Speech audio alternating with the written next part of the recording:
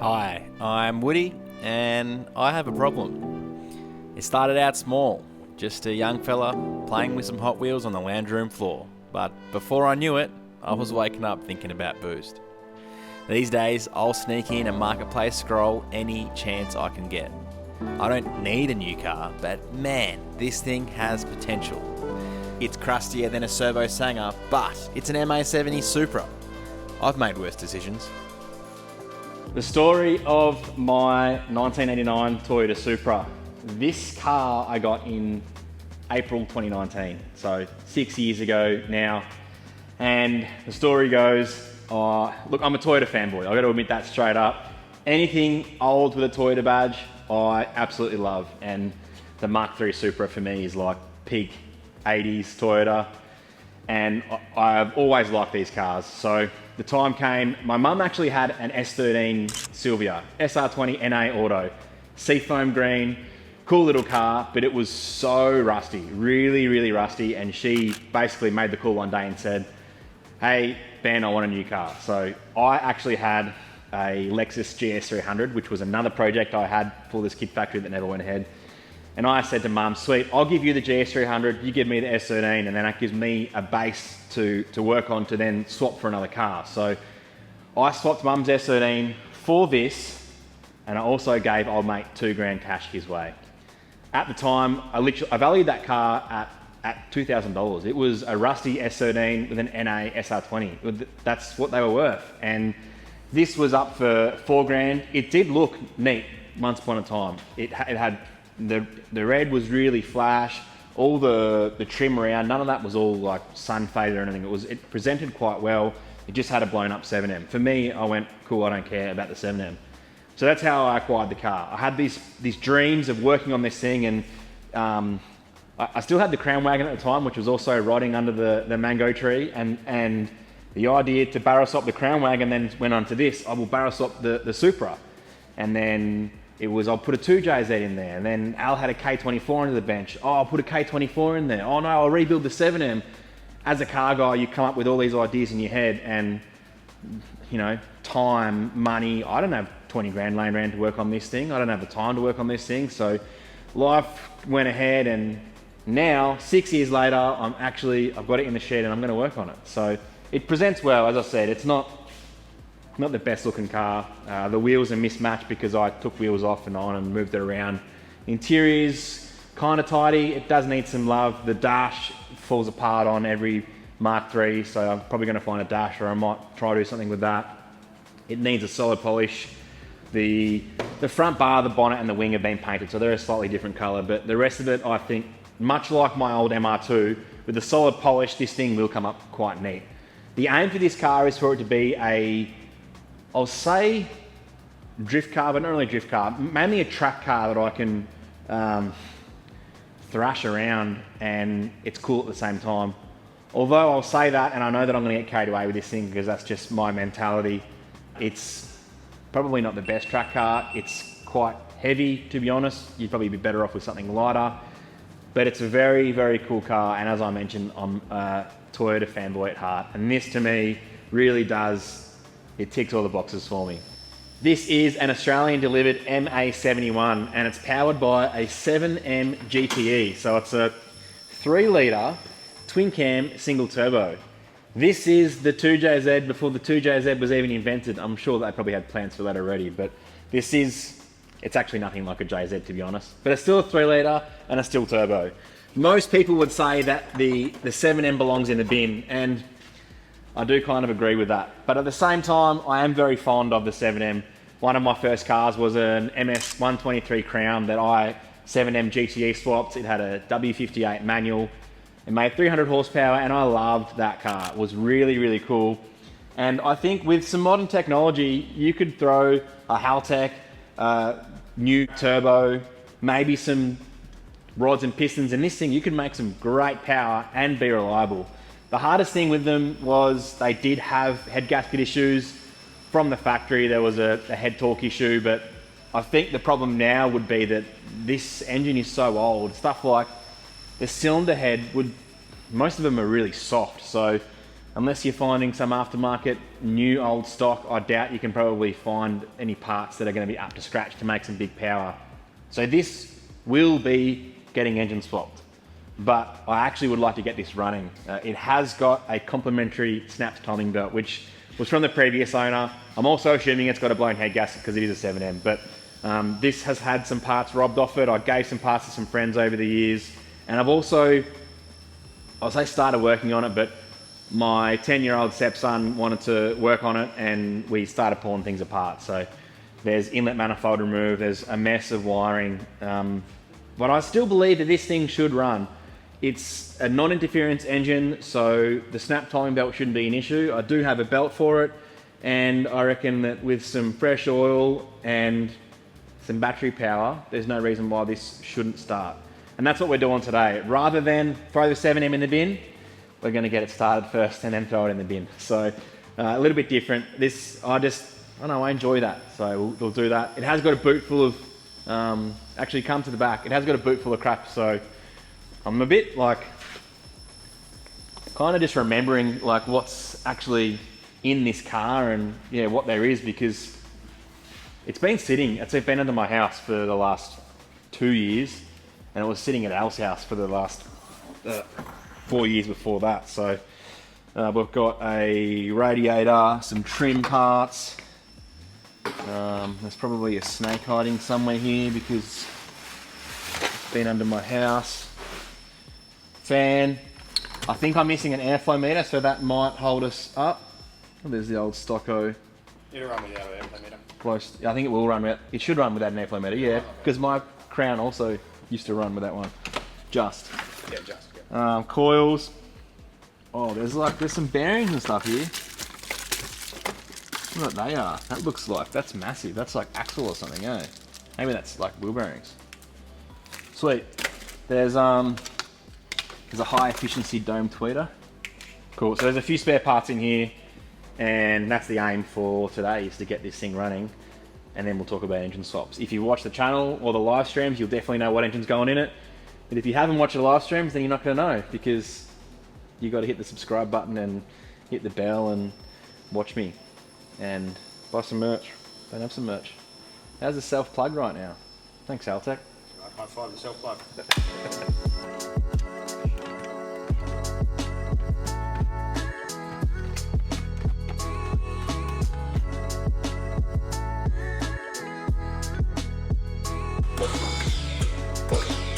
So when you're putting the car in the hoist, right, you always want to come up. You always want to come up. He's back! Special guest! By popular demand, yeah? Hey, Sabo. Right, let's check that, make sure it's all good. It's good to go. Tell me all about it. Tell me all about it. What do you do? About the vehicle? No, about the hoist mounting technique. Oh yeah, it's spot on, Bevan. So, What about the safety shake? yeah, well the safety shake, what you want to do is, if you've got guard covers, lean on it, do the old, you know, the old wobbly wobble. Another good one to do if you're really concerned is you can't back only when it's this high, right? You don't want to do it when it's up. And you put all your weight. Right? If I'm sitting here at 65 kilos, it ain't going to go anywhere.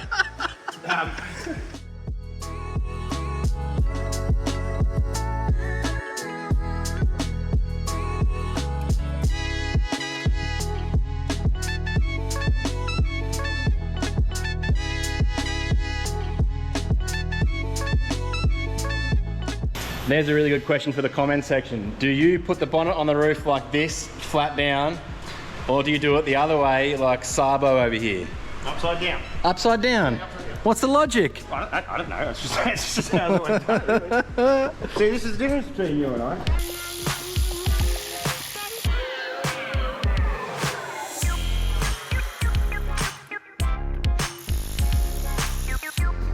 What do you got going on here? A little bit of Benny Surge hanging out at Shockworks again, eh?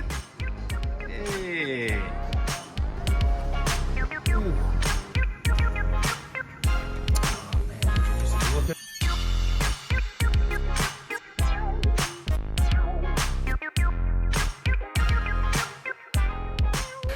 We've got the 336.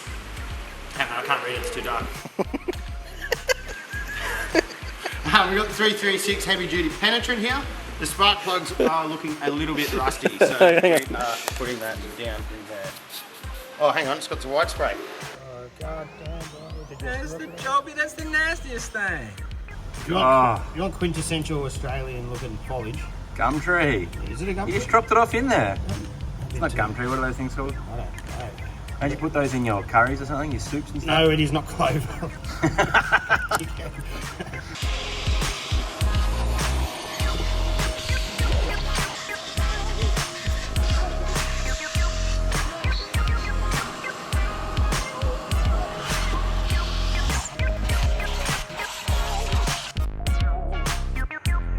Oh, that should be good.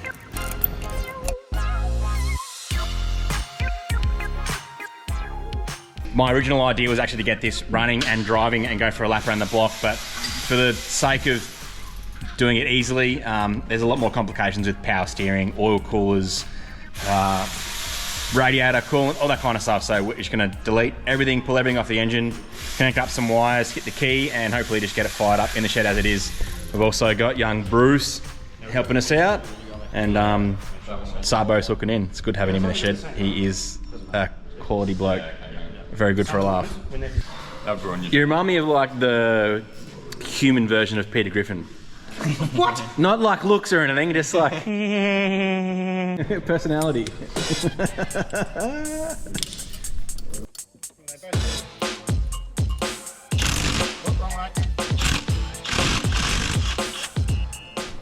Was that a impact socket? That was definitely an impact socket.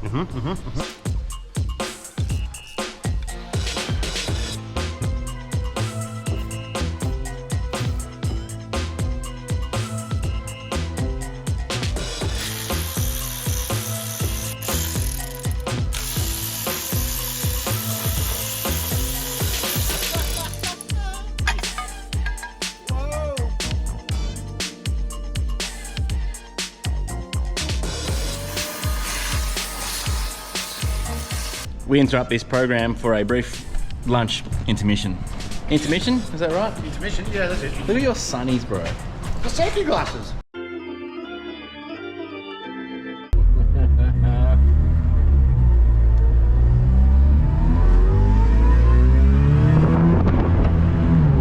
man, for sure I am. Thanks for that, bro. Best kebabs on the coast, you reckon, Tom? I reckon. Is that a plug? Whoa! Bro. I love the windscreen thing. Is a pump up? Oh, yeah, it's got a leak though. Oh, that wasn't there last time. Ooh. You been driving long? No.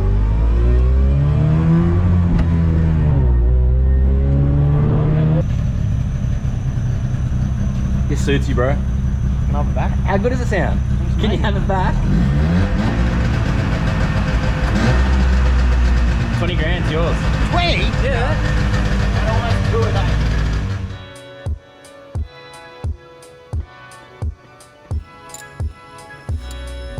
There's a bit of corrosion down there, but nothing too crazy. This one seems to be up. It's been sitting for 6 years. There's no watermarks there at all. That's what we want to hear. Yeah. That's what we want to hear. Mate.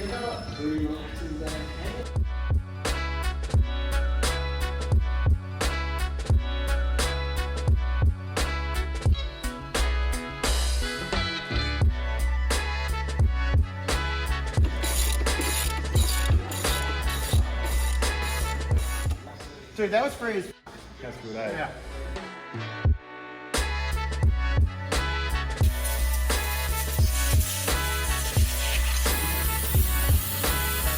Look at how it just eats it away.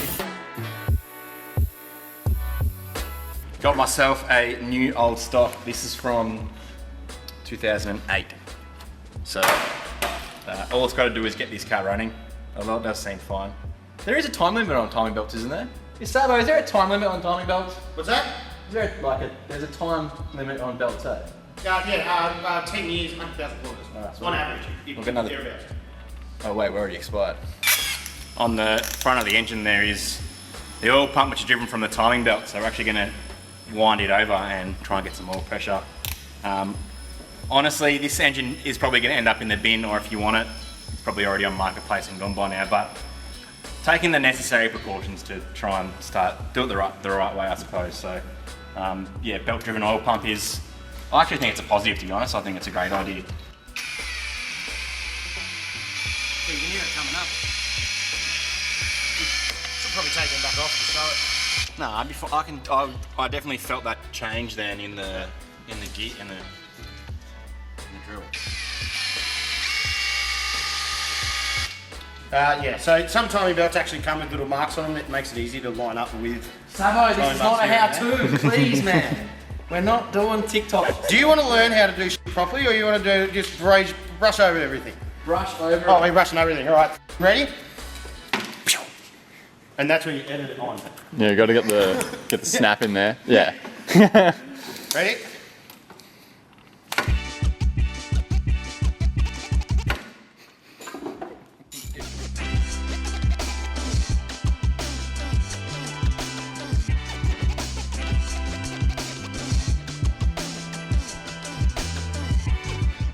Like most 36-year-old cars, the wiring loom has seen some better days, and there's a few broken wires that need to be fixed, some of which are the most important wires on the car that lead to the cam position sensor, which is gear driven off the exhaust camshaft and located behind the thermostat housing. We're not left with too much wire to play with, so to join them back together, I'm just using a Deutsch DT connector, which makes life just a little bit easier.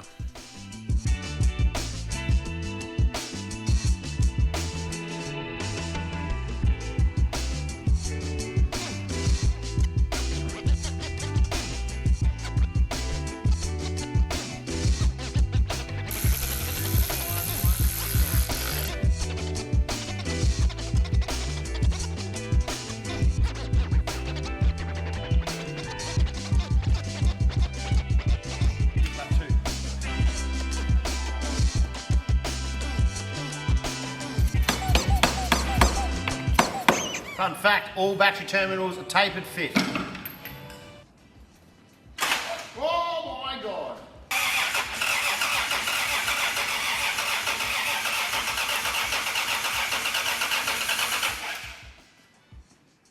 That's much better than I ever expected, man. Holy. And there was still there. And it's fuel, dude. Dude, I think this might fire up. If we got our wiring sorted. It's probably the right octane to be working with the timing adjustments we've got. Well, today's been very fun. Sabo is quite the character to have in the workshop, and I'm loving it. The one thing that I thought was going to hold us back was the crank angle sensor. The wiring was non-existent, and as I said at the start of the episode, I robbed heaps of parts off this to give to some friends back in the day. So everything's back on there. I'm pretty sure we should be able to start it. We just cranked it and it cranked, so that's a good sign. We cracked the fuel rail, there's fuel there. So the fuel pump's working. I'm thinking that potentially this should fire up. So, Providing we got spark, yeah. step into my office. And sweet. Is there a fire extinguisher there? There is actually, yeah, sweet. Cool. Firing up.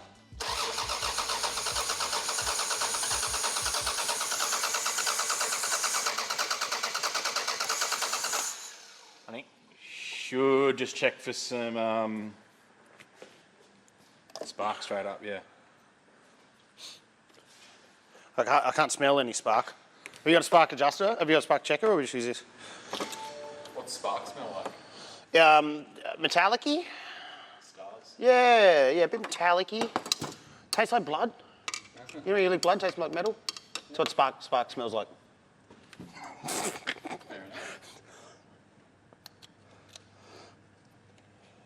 Off the eroded valve cover, you reckon? Yeah. Eroded, yeah. All that erosion. Oh, yep. Cool. All right, we've got spark. We've got fuel at the rail, but there may be a problem with the injectors. The inlet manifold's been off for a long time, so they could be clogged. So we're using CRC Aero Start. We've sprayed this into the intake, and this is now our starting fluid. So if it doesn't start, we know that we can rule out the fuel system, and we know that there's a problem elsewhere, maybe with the ignition system, possibly timing, maybe coils, who knows. Well, this is the first step for getting it started anyway. Wait! You right? You right? Yeah. No, I'm fine. If I'm not crying, I'm fine. Still not having a win. With that much spray down its throat, it should have fired. I assume maybe the timing wasn't out. We put a timing light on it and couldn't see the marking up whatsoever. So, you're right. Yep, just checking. The good thing about the Supra being not ancient is there's still heaps of info on the internet. Forums are dead these days. You can't. There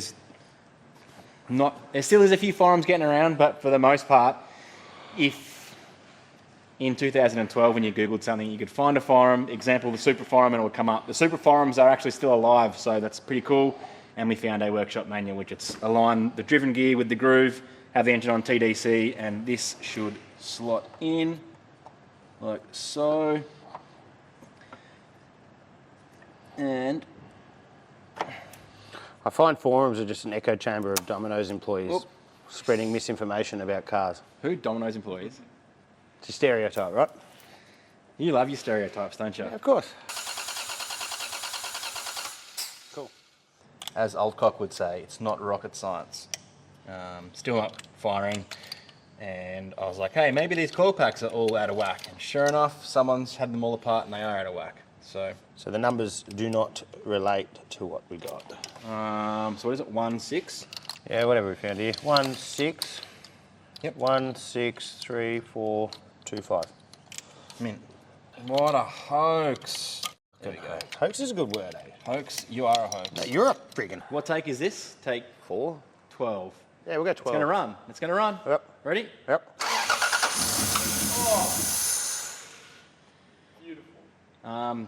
Should I get it? I need it. Here. Yep, I don't know if it's gonna idle up with no airflow meter though. Yeah, that's why I'm going to run It it. might just be dead, no TPS, That's why I'm nothing. going to run this, yeah.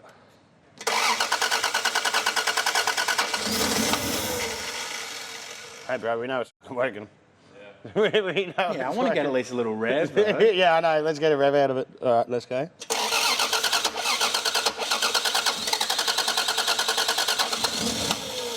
Yeah, that's why I think we need This an is airflow. test shit now. I think we need an airflow meter because Yeah.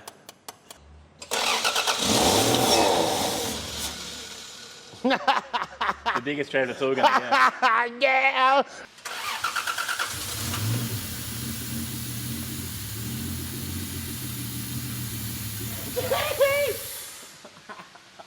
You know what this could be doing too? If we haven't got fuel pressure here too, we're just burning off residual fuel that we've just filled the manifold with. So, it's like that airflow fuse is low. Dude, Right. that's so smooth, man. You might like revving. Dude, I can't believe it, man.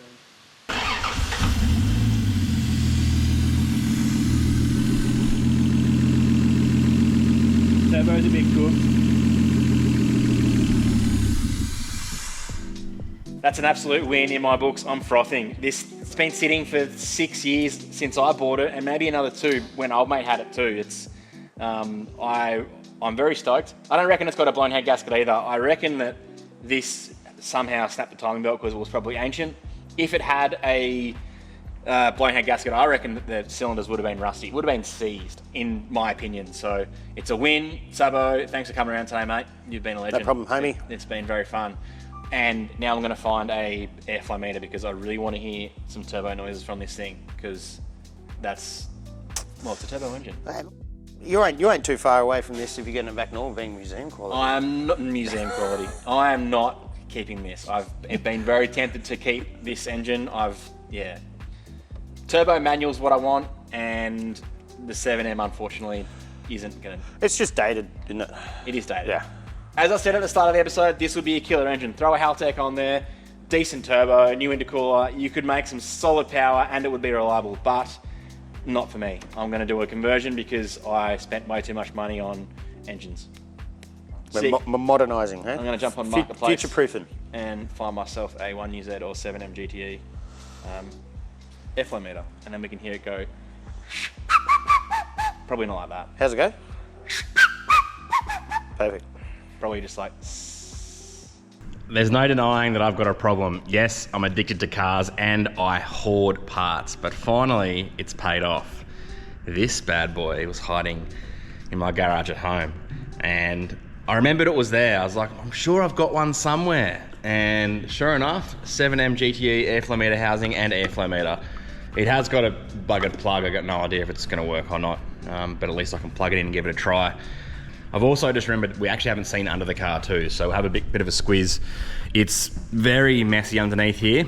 So at the front we've got factory intercooler, factory oil cooler. These are actually, I will keep this when it comes to hoarding parts, maybe not so much because it's pretty cooked, but always handy for little odd jobs every now and again. Even a tiny auto cooler it could work as.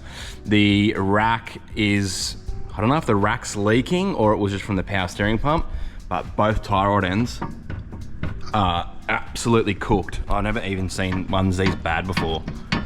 So that's very dangerous. These have electronically controlled dampeners from factory, so they call it TEMS, and it's been removed. The wiring is still on top of the strut tops, but they're now got aftermarket shock and springs. Rear sump, 7M. That kind of maybe gives you a bit of a clue as to what engine might be going in this. It doesn't really actually. I'm sure the comment section's already given it away. Standard exhaust to the cat, and then it looks like potentially maybe, I don't know, 2.5 inch from there on. And I believe it has just got an open center diff. So these diffs are actually pretty strong too. So yeah, that's kind of like the driveline wise, it's not too bad. There's plenty of options for brake upgrades and everything too. So no doubt there's probably going to be some cradle and suspension bushes that need to get changed out, but all in all, I'm pretty stoked with the condition of this car. These usually rust out in the boot, which actually looks like, yeah, this is actually a bit rusty too. So yeah, look, it's not a very, very, very neat car, but it still presents quite well. Apart from that, that was Alan when we pulled it out of the driveway, but I'm sure some hot water will fix that. Hot water and a rattle can.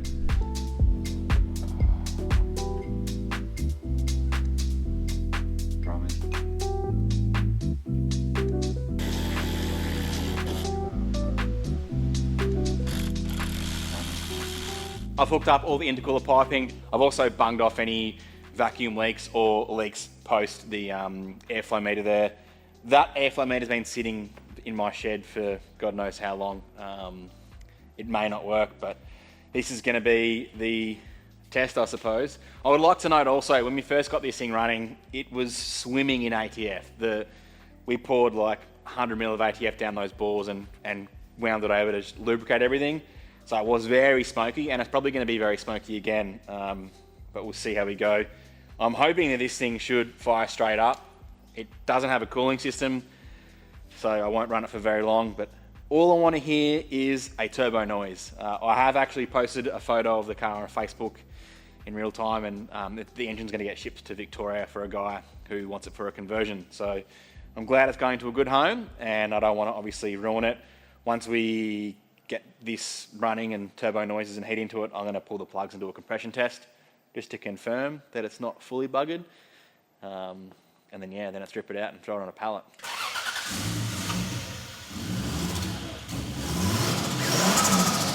Yeah, there we go.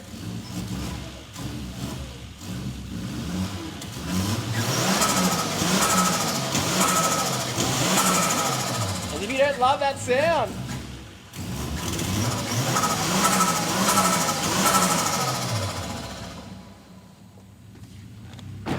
see if it drives. Oh, I'm going to need to get the revs up for it.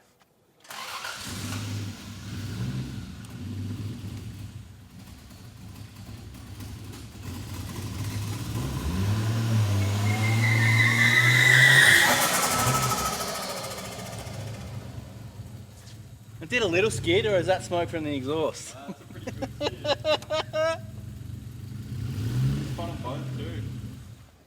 Well, I'm going to call out a win. I heard some turbo noises.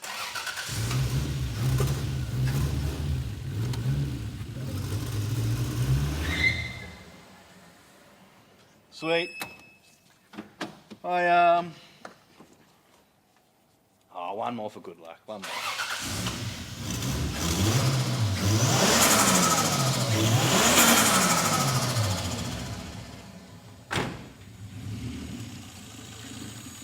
I love that. That is so good. You can't be much happier with that. Hasn't ran for 6 years plus, and to hear that thing make some dose noises, it's made me feel good. I've brainstormed so many scenarios with this car to keep this engine.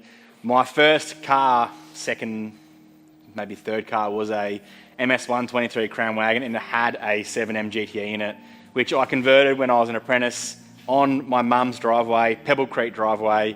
Al actually did the wiring for us. We used the standard 7M piping, and that was a gangster car. I really loved that thing. Swapped it to a manual W58.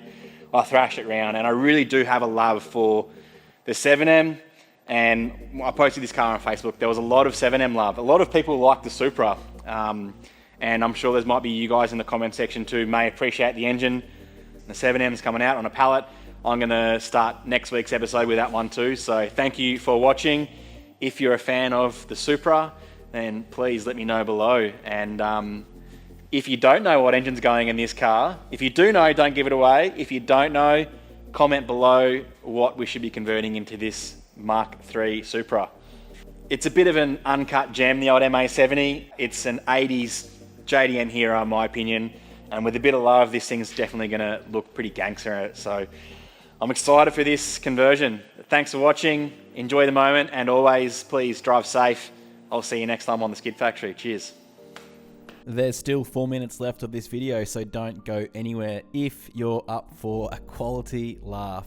Thanks again to all of our awesome Patreon supporters. If you're after your name in the credits or some ad-free videos, please consider joining us on Patreon. Thanks for watching, and please drive safe. See you next week. On the head.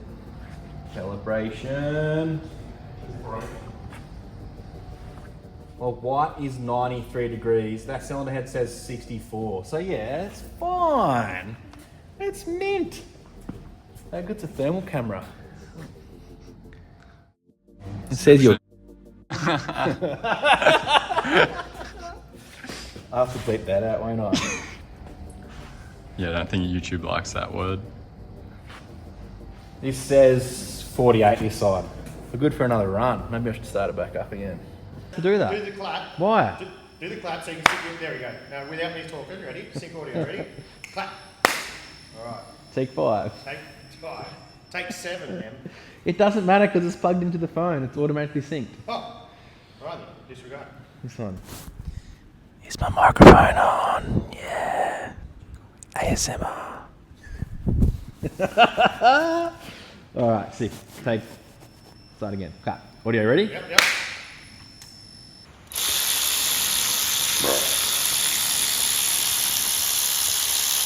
This isn't fast enough. Where'd that lube sticker come from? Have you found them all over your car yet? On this car? No, oh, probably this one too. I put some on yours yesterday. Free as a bird. That's pretty good, seeing as potentially this Clean had. it. Look at this guy. You f up, you clean it.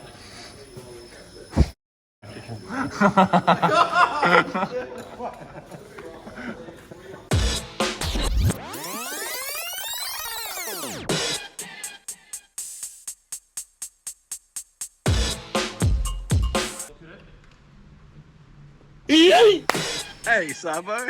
He's back. What, popular demand? Quality bloke. Yeah. Bruce. Quality bloke. Yeah. Good for a laugh. Tastes like blood. Hey! Hey, Sabo. Yeah. What's that? Hey, Sabo. What's that?